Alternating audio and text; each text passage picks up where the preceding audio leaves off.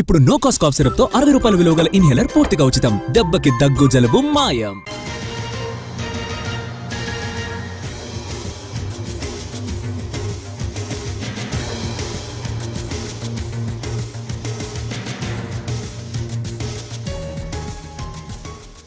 Jaggareddy hot comments చేశారు.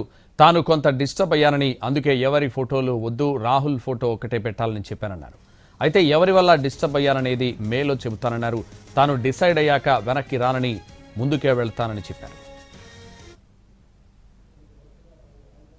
నేను కాంగ్రెస్ పార్టీలో ఉన్నది నిజమే, కాంగ్రెస్ నాయకుడిని నిజమే. వెనక ఆయన వెనక నిన్న సర్పంచ్ల సన్మాన కార్యక్రమంలో ఒక రాహుల్ గాంధీ ఫోటో ఉంది. ఆయన మా నాయకుడు, అది నిజమే. ప్రాబ్లం ఎక్కడ వచ్చింది ఇప్పుడు?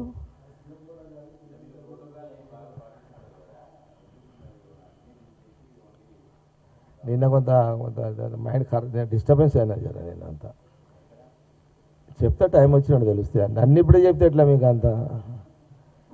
అందుకే ఎవరు ఫోటోలు వద్దరని ఆయన ఒక్క ఫోటో వేసేసి చెప్పండి కదా అప్పుడు దాకా అని చెప్పేసిన.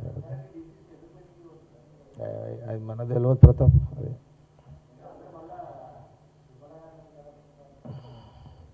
ఇక తర్వాత అంటే మనమేమి ఇంట్రెస్ట్ లేము దాంట్లో. ఆల్రెడీ ఆయన దామోదర్ సాబ్ ఒకరికి లెటర్ ఇవ్వమంటే కూడా ఇచ్చేసిన కదా నేను. ఆయన ఏదో ఉజ్వల్ రెడ్డికి లెటర్ అంటే ఇచ్చేసిన. ఇక తర్వాత ఏమైంది, ఆ దామోదర్ మినిస్టర్ గారికి, ఆ సురేష్ శెట్టి గారికి, ఆ సంజీవ్ రెడ్డికి తెలుసు. వాళ్ళ ముగ్గురికే తెలుసు అది. ఇక మళ్ళీ దామోదర్ సాబ్ నాకు మాట్లాడలేడు, నేను ఆయనకు చేయలేదు. ఆయన ఏమైనా చేస్తే నేను చెప్తుంటే, ఇక ఆయన నాకు చేయనప్పుడు ఏందో పెద్దల వ్యవహారం వాళ్ళు ఏమైనా చేసుకోపోయినా అక్కడ వదిలేసిన. మేము నామినేషన్ కూడా వెళ్ళలేదు కదా. నేను ఉండాలని చెప్తే ఎవరు కాదన్నారు, కానీ మేము వద్దనే అనుకున్నాను. నిర్మల కూడా అన్నది వద్దులే, 5 ఏళ్ళు ఉన్నాం, కొత్తలకు అవకాశం ఇస్తే బాగుంటుంది అంటే, ఆయన దామోదర్ సాబ్ చెప్తున్నాడు కదా ఉజ్వల్ రెడ్డికి లెటర్ ఇచ్చేద్దామంటే నేను ఇచ్చేసిన. ఆల్రెడీ నిర్మల చెప్తేనే ఇచ్చేసిన. నేను కూడా అనుకున్నా వద్దులే ఎందుకులే అని చెప్పాను. ఇక అదేమో దామోదర్ సాబ్ వాళ్ళకి తెలుసు, ఏమో మనకేం తెలుస్తుంది అంత. ఇక అవన్నీ ఆడబెట్టుకుంటాం ప్రతాప్. అంతా ప్రశాంత్, మనం ఎందుకు మైండ్ ఖరాబ్ చేసుకున్నాం? మనం క్లారిఫై అయినా తెలుస్తుంది. ఇంకొన్ని నేను డిస్టర్బెన్స్ అయితే ఉన్నా, నో డౌట్. డిస్టర్బెన్స్ కారణాలు ఏందన్నది త్వరలో తెలియజేస్తా. ఎవరితో అనేది కూడా అప్పుడే చెప్తా, టైం వచ్చినప్పుడు చెప్తా. టైం ఉంది ఇంకా.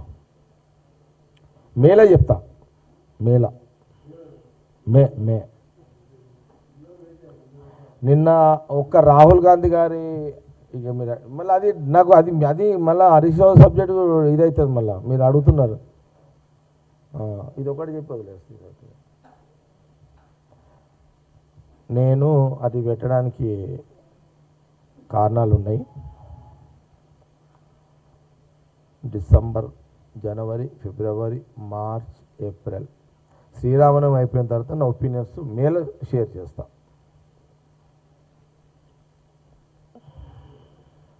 మేలే చెప్తా. అంటే జనరల్గా నాకు ఒక అలవాటు ఉంటుంది ఎదురుబారు. నేను ఒక వర్డింగ్ చెప్పిన అంటే వర్డింగ్ని ఎవరు కూడా ఛాలెంజ్ చేయలేరు, చేసే అవకాశాలు ఇవ్వ. ఒకటి, నేను ఒక లైన్ తీసుకున్న తర్వాత బ్యాక్ రాను. మళ్ళా ఎందుకు రాను అంటే, ఒక నిర్ణయం నేను ప్రకటించిన తర్వాత నేను ఎందుకు బ్యాక్ రానంటే, నా యొక్క రాజకీయ శీలతకు సంబంధించిన క్వశ్చన్ మార్క్ రావద్దు ఎప్పుడైనా సరే.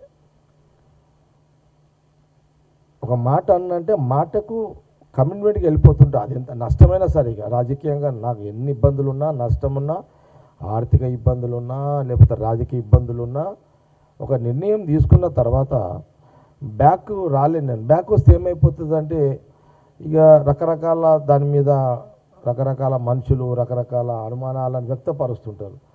జగ్గారెడ్డి తగ్గిండు అని అంటే ఏదో మాట్లాడినట్టున్నారు, ఏదో కొట్టినట్టున్నాడు, ఏదో వేసుకున్నాడు, ఇవన్నీ వస్తాయి.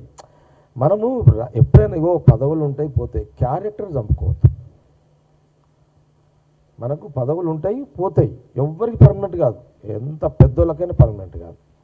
కానీ మనము క్యారెక్టర్ని చంపుకోవద్దు ఎప్పుడైనా సరే.